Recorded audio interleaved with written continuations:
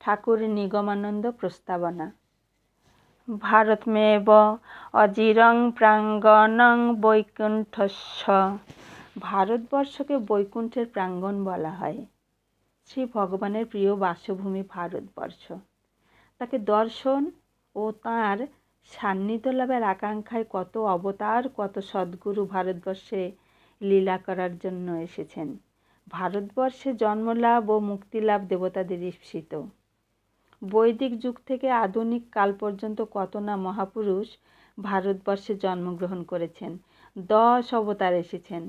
শঙ্করাচার্য এসেছেন গৌরাঙ্গ মহাপ্রভু, শ্রী শ্রী রাম ও কৃষ্ণ পরমহংসদেব, গম্ভীরনাথ বাবা, নেপালি বাবা, গণপত গিরিজি, তৈলঙ্গ স্বামী প্রভৃতি সাধুসন্ত।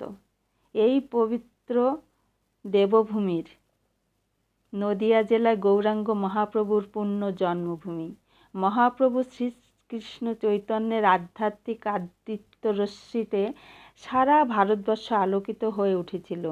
তার প্রচারিত নাম সংকীর্তনের বন্যায় বাংলা, উড়িষ্যা সহ পূর্ব ভারত হাবুডুবু হয়ে গিয়েছিল।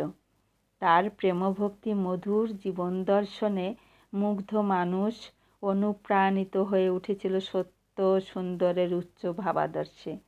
নদিয়া জেলার রাধাকান্তপুর গ্রামে মায়ের কোল আলো করে জন্মগ্রহণ করেছিলেন অপূর্ব সাধন শক্তি সমন্বিত সদ্গুরু শ্রী শ্রী নিগমানন্দ পরমহংসদেব।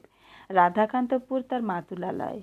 তার পিত্রালয় ভৈরব নদের তীরে অবস্থিত কুতুবপুর গ্রামে।